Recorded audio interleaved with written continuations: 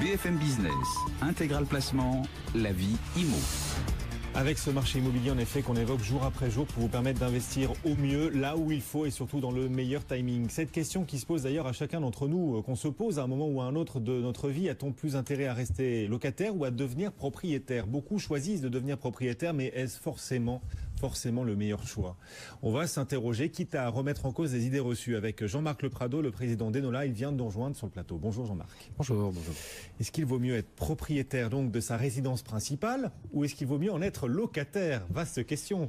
Alors, il est vrai que c'est une question que beaucoup de gens se posent aujourd'hui, particulièrement dans les jeunes générations, puisque les générations précédentes étaient plutôt sur la ligne bleue des Vosges, qui était de devenir propriétaire de sa résidence principale à tout prix. C'est vrai que ce sont des choses qui sont remises en cause aujourd'hui. Alors on a intuitivement tendance à penser qu'être propriétaire c'est mieux, c'est plus pertinent qu'être locataire, puisque quand on est locataire, on jette l'argent par la fenêtre, ce sont des loyers à fond perdu. Enfin voilà, donc de ce point de vue-là, être propriétaire de sa résidence principale aurait plus de sens. Alors il est exact que lorsque l'on paye un loyer, ce sont des fonds qu'on ne reverra pas par définition, alors que quand on rembourse un crédit, c'est du capital qu'on rembourse à la banque et qu'on reverra à un moment ou à un autre lorsqu'on vendra son bien. Donc de ce point de vue-là, c'est tout à fait exact. Cela étant dit, ça n'est pas nécessairement la pierre angulaire d'un patrimoine de devenir propriétaire de sa résidence principale. Ça a beaucoup d'avantages d'être locataire. D'accord. Donc ça peut être malin de vouloir rester locataire. Alors ça peut être malin, de... Faut nous expliquer. Ouais. Il y a beaucoup d'avantages à être locataire. Alors on peut en citer beaucoup. Les essentiels, pour faire simple, d'abord la souplesse. Lorsque vous êtes locataire et que vous avez décidé de changer parce que vous y êtes contraint par une mutation ou parce que vous avez tout simplement envie de changer, de prendre plus grand, plus petit ou ailleurs, vous pouvez régler votre problème entre 1 et 3 mois selon la localisation dans laquelle vous habitez. On peut bouger. On peut bouger. Facilement. Voilà, la souplesse est absolue. Évidemment, lorsqu'il faut vendre un bien, la souplesse, elle est très loin d'être avérée de ce point de vue-là. Par ailleurs, tous les locataires sont très très contents lorsqu'il y a des gros travaux qui sont faits dans leur résidence, puisque par définition, le locataire ne paye pas ses travaux, c'est le propriétaire. C'est merveilleux. Il en profite sans payer. Voilà. Absolument. Donc c'est un vrai avantage, puisque ça peut représenter des sommes tout à fait considérables. Si on va un petit peu plus loin, le fait d'être locataire permet d'économiser des frais de notaire. Si on devient propriétaire, on doit payer des droits de mutation qu'on appelle les frais de notaire. On va payer également exclusivement la taxe d'habitation et non pas la taxe foncière. Donc il y a un certain nombre d'avantages financiers qui doivent être intégrés dans l'équation de la réflexion. Oui, enfin à l'inverse, là vous nous présentez les choses de façon très favorable et puis on peut prendre le revers de la médaille et vous dire que lorsqu'on est locataire, on peut pas faire soi-même les travaux d'amélioration ou décorer l'appartement, le bien comme on en a envie. Donc ce qu'on gagne d'un côté, on le perd de l'autre. Alors je sais pas si on le perd, mais en tout état de cause, il est parfaitement exact que il est plus compliqué d'entamer des travaux d'amélioration de son logement important lorsqu'on est locataire, puisque par définition, de la même manière, on ne reverra pas cet argent. Cela étant dit, ça n'empêche pas, en fonction de la durée dans laquelle on imagine passer du temps, de faire des travaux d'amélioration. D'ailleurs, parfois, on arrive même à négocier avec le propriétaire de l'appartement les travaux d'amélioration, une cuisine aménagée, une salle de bain aménagée à refaire. Il y a en revanche un autre point qui est important lorsqu'on est locataire, un risque important lorsqu'on est locataire, c'est que le propriétaire, au terme d'une échéance du bail, décide de récupérer son bien. Et là, pour le coup, on n'a pas le choix, on n'a pas d'autre choix que de bouger. Voilà, il y a quelques défauts, mais beaucoup d'avantages. Beaucoup d'avantages, vous nous dites, à vouloir rester locataire, plus de souplesse, vous nous le disiez, on peut bouger plus facilement. Si on a besoin d'être plus mobile professionnellement, par exemple, c'est plus facile quand on est locataire que propriétaire, et puis il y a moins de charges, moins de travaux à payer, etc. Donc moins de dépenses. Quelles sont du coup les bonnes questions à se poser lorsqu'on doit choisir entre rester locataire de sa résidence principale ou en devenir propriétaire? Alors, il y a beaucoup de questions à se poser. Je dirais qu'il y a deux manières d'appréhender la répartition entre les deux. La première, c'est la qualité de vie, et la deuxième, ce sont des aspects plus financiers, plus patrimoniaux. Ouais. Du point de vue de la qualité de vie, selon la localisation dans laquelle on se trouve, on constate régulièrement qu'il y a un ratio qui va parfois de 1 à 2 entre le coût de trésorerie mensuel lorsqu'on est locataire et lorsqu'on est propriétaire. Je m'explique. Pour un même bien, il va coûter, imaginons 1 000 € de loyer par mois, et ce même bien, si on doit l'acheter, va coûter 2 000 € de remboursement de crédit. Donc il peut y avoir un écart en trésorerie qui est extrêmement important.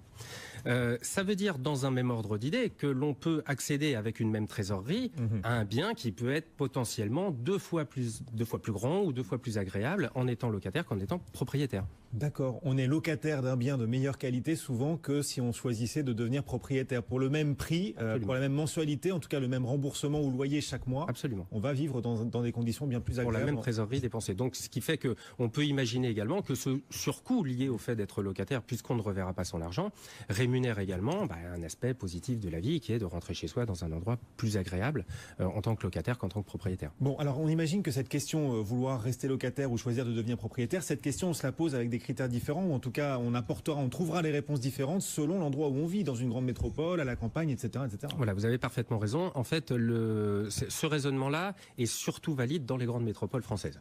Dans les grandes métropoles, donc vous dites qu'il vaut mieux être locataire de sa résidence principale. D'un point de vue financier, le plus souvent, on constate qu'effectivement, on consomme moins de trésorerie en étant locataire qu'en étant propriétaire d'un même bien dans les grandes métropoles. Ce raisonnement-là n'est pas vrai, voire il peut être quasiment inverse dans des communes plus petites ou des communes moyennes. Donc il faut regarder ça attentivement, naturellement. Comment on fait son analyse? Alors on imagine les particuliers qui nous écoutent, qui nous regardent aujourd'hui. Certains vont se dire je vis dans Bordeaux, dans Paris, dans Lyon, donc forcément je vais appliquer sa recette et je vais rester locataire de ma résidence principale, ou quand même il faut calculer, il y a des méthodes de calcul simples, des comparatifs, des outils de comparaison véritablement convaincants pour choisir en connaissance de cause entre la propriété et la location. Oui, absolument.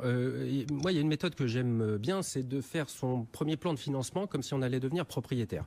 Autrement dit, voilà le type de maison, le type d'appartement que je recherche, voilà ce qu'il va coûter, et voilà comment je vais monter mon financement avec un crédit sur 20-25 ans, avec ce niveau d'apport, je vais payer mes frais de notaire, etc., etc. Et donc, je vais constater quelle est la mensualité que j'obtiens pour me payer cet appartement. Et imaginons que ce soit 1 000 € pour reprendre mon exemple de tout à l'heure.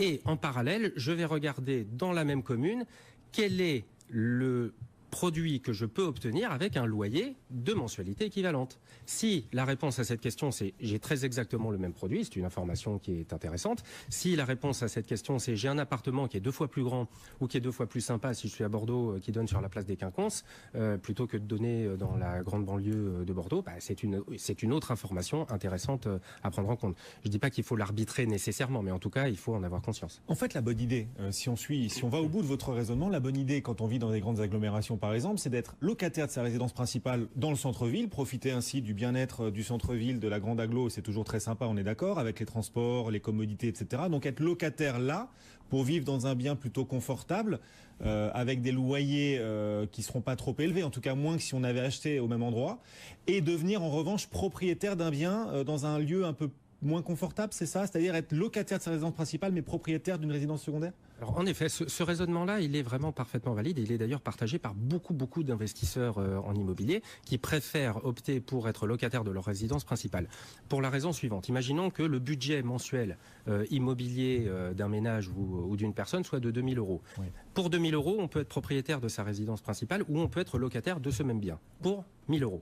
Donc, on consacre 1 000 € à sa résidence principale, et les 1 000 € qu'on n'affecte pas au remboursement d'un prêt immobilier, on l'affecte à un ou des investissements immobiliers, mais avec un élément important dans l'équation, c'est les loyers, les loyers qui rentrent. Donc on fait le delta entre les loyers qui rentrent et le crédit qui sort, qui vont coûter 1 000 €. On fait le pari qu'on va créer beaucoup plus de richesse de cette manière-là qu'en devenant simplement propriétaire de sa résidence principale. Bon, alors ça c'est une clé pour tous ceux qui nous écoutent. Il y a quand même un petit bémol quand on a de l'apport. Quand on peut devenir propriétaire avec un apport qui va réduire du coup le montant des mensualités, là ça redevient intéressant d'être propriétaire de sa résidence principale. Alors en effet, si on compare le fait de devenir locataire avec le fait de rembourser un prêt immobilier après avoir apporté 50% de la somme du produit que l'on achète, en effet, vous avez raison. Cela étant dit, on compare à ce moment-là des choses qui ne le sont plus tout à fait. Parce que si on reste locataire, l'apport personnel qu'on n'affecte pas à sa résidence principale, on peut également tout à fait l'affecter à de l'investissement immobilier.